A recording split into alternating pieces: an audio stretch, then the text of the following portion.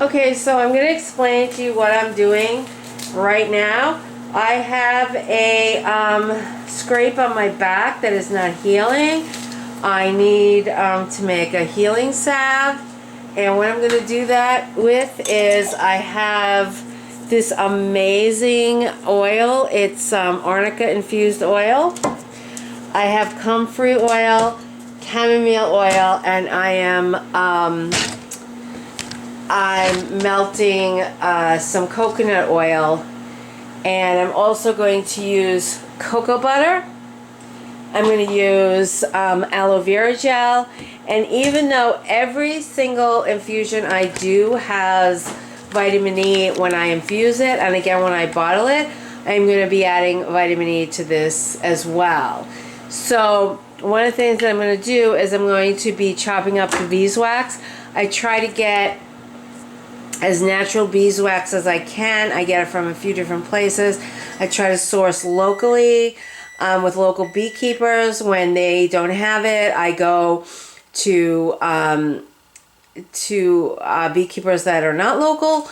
At very last resort, I will go to a place where I'll get oils or butters or something and order the beeswax pellets. But I try to get as natural beeswax as I can, without it being completely unfiltered. So I'm going to pull my coconut oil out of the microwave and get going. I have these 4-ounce tins for this salve, and I have 6 of them, so it's 24 ounces of product that I need to make. And the rule of thumb is usually an ounce of beeswax per cup of oil. I usually do, my ratio is a bit different than that, but your mileage may vary. Okay, so I wanted to show you these pieces of beeswax are from different beekeepers. This one came in little bars. This one came in little chunks. This one came in, oh no, that's the same one. This one came, no, that's the same one. This came in like a big block. So you'll notice that the colors are different. It depends on how filtered they are. It also has to do with the quality of the beeswax. So you want it to be as dark as you can get it without it being unfiltered. And while the lighter ones are usually softer and easier to manage, they have less of a honey smell, and I really like the honey smell. And they also make a softer product. Okay, so I have still my tripod is still being crazy. The basis of this is going to be the Arnica. And Arnica is really expensive. So I probably want to use probably about half. No, it's a little less than half. That is a lot. That's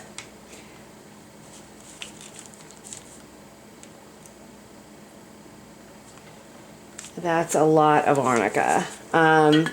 This is going to be an expensive salve, but it's going to be very effective. See the color of this oil? I mean, this is gold, and it's colored gold, and it acts like gold. Ugh. So I just had a big coconut oil spill, and I'm trying to look on the bright side that it wasn't the very expensive Arnica oil that spilled.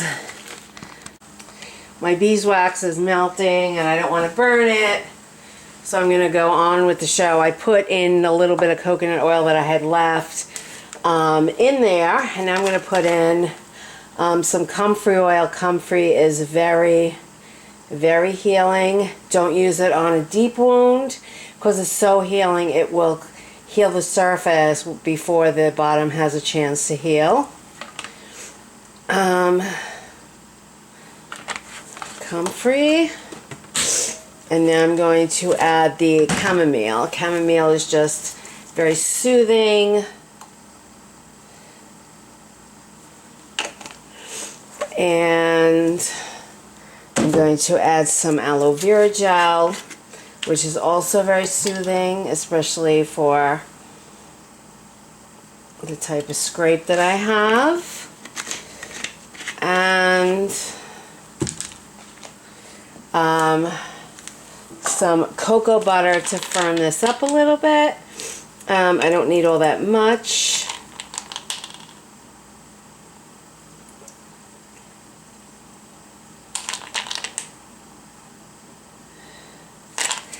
And I'm going to leave the vitamin E until later. So my my beeswax is melting, and I'm going to add slowly the oils and the cocoa butter. I'm going to see if I can do this without causing a major catastrophe. I'm mixing up my oils and my cocoa butter, and I'm going to add it to the melted beeswax. And hopefully the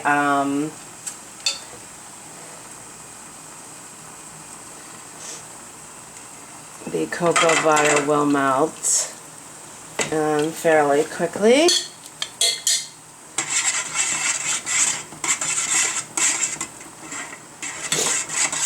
I'll show you this in a minute.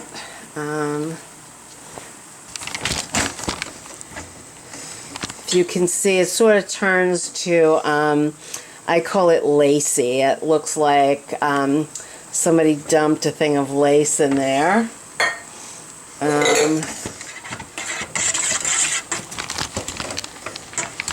This tripod has been giving me nothing but issues the last couple of times out.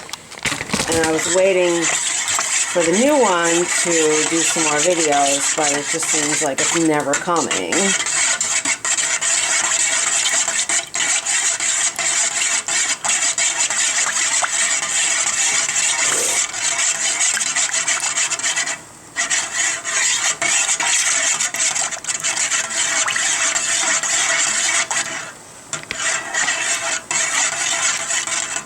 You want to try to reheat it slowly. So I have the flame turned way down, and this is at the top of a double boiler, and not directly on the flame.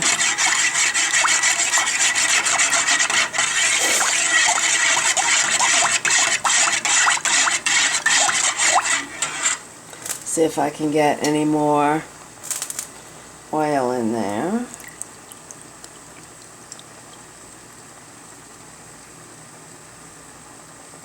When you're working with very expensive oil infusions, you want to get... Oh, Jesus. One of the problems with working with oils is that everything is slippery.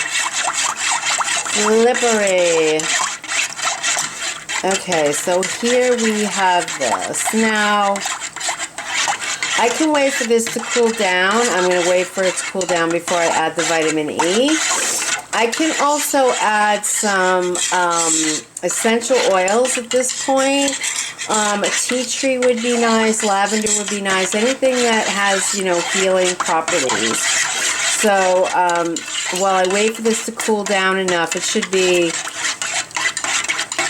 at about 120 before I add the vitamin E. I'm going to look at my essential oils and make a decision about that. I've decided that I'm going to put in a little bit of lavender for scent, a little bit of tea tree oil for healing. So just like any other product, we're going to prep our containers. And one of the best containers that you can put balms or salves in are tins, because they are very sanitary and they don't really pick up a lot of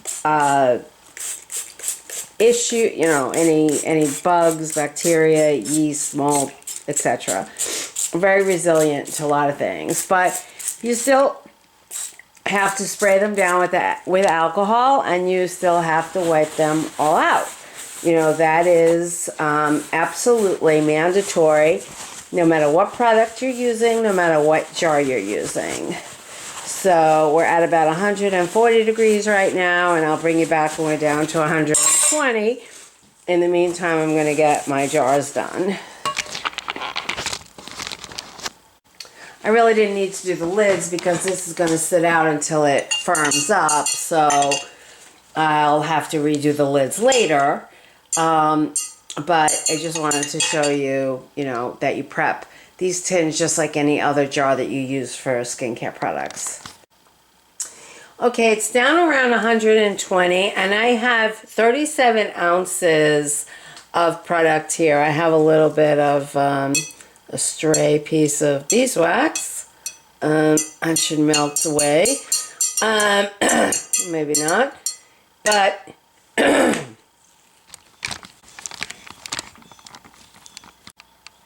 okay, I have 37 ounces of product. Now, my chamomile oil, my comfrey oil, and my arnica oil all had an ounce of vitamin E put into a 32-ounce jar at infusion time, and again when it came out. So I don't need that much vitamin E, but I want there to be some fresh new vitamin E in the end product. So there's about 37 ounces. So I'm going to put like a half an ounce of vitamin E in. Okay, so I put in about a half an ounce of vitamin E. There's vitamin E in the chamomile infused oil, the arnica infused oil, and the comfrey infused oil. And, I just put a little more in, right before we put it in the tins. I put in a couple of droppers of lavender and a couple of droppers of tea tree oil, and those scents kind of balance each other out. So if you have a 12-year-old boy with cuts, and this would be very healing, for superficial cuts, bruises, scrapes, things like that. Don't put anything with comfrey on deep wounds. But a 12-year-old boy is not going to think that he's smelling like lavender flowers. So the lavender has healing properties, the tea tree oil has healing properties, and I think the two scents balance each other out nicely. It's just a very subtle scent. Okay, so now I'm going to put this in the tins. Okay, you want to weigh out your product so that you know exactly how much product your customer's getting, and you can do the pricing. That's really important. So I just teared it out, and we'll see what this holds. Go right below the line. See what that does. That is 3.6. So if I make it 4, I'd like to make the 4. 3.7. I might not get 4 out of this. 3.9.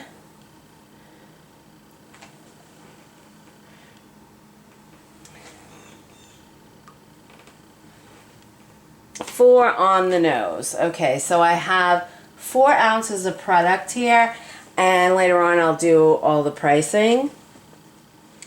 Let's see.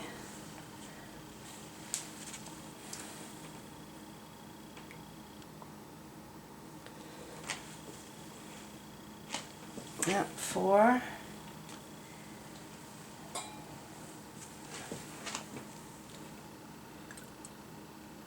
Just about to the line is 4. It's a little bit over, but I spilled some on the outside, so let's tear this out. Yeah, that was exactly 0.1. All right. This is working well.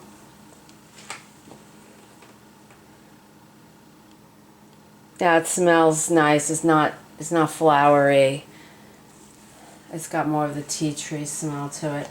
Okay, so I made 4 4-ounce, and now I'm gonna make a smaller tin. Tear this out. This is a nice travel tin in case you've got kids and they're getting into scrapes and bruises. It's a nice 1 ounce tin to give them to send with them to school. Okay.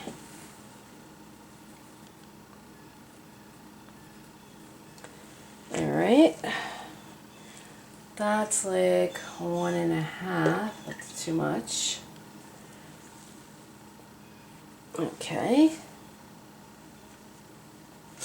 I'm going to have a little half for a sample.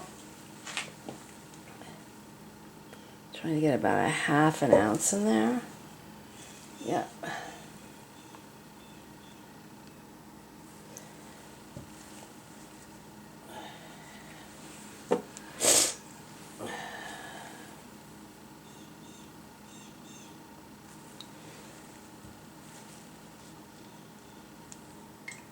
I'll do all the pricing later and let you in on how it was calculated. Okay, that's 1 ounce. Here's a little deeper tin. I think these hold 2 ounces. Let me see.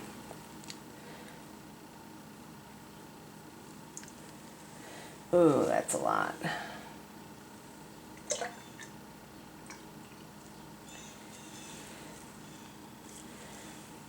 Yeah, just under 2. I need more tins. Yeah, here's another one. Another 4 ounce. 4 ouncer.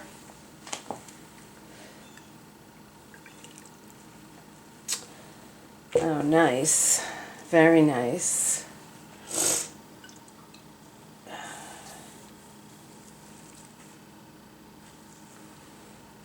Okay. Now.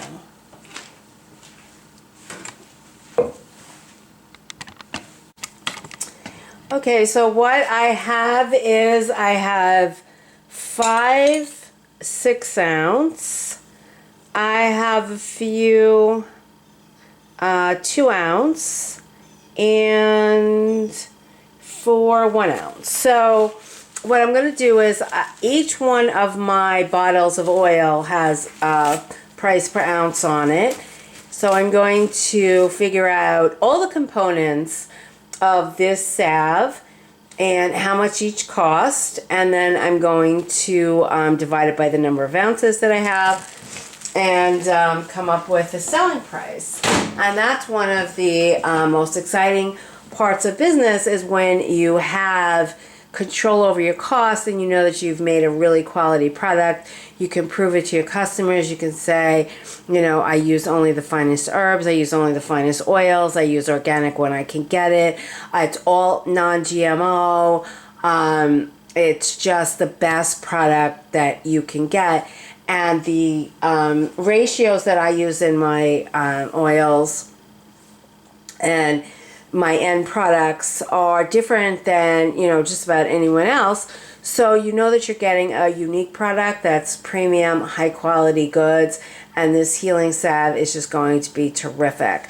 I'm going to wait for it to cool down. I'm going to sterilize the tops, and then I'm going to actually apply it to the area that I made this salve for, and I'm going to I'm going to take some photos, before photos and after photos, and see what we have. Okay guys, it's been about an hour and I just wanted to show you how it's firmed up.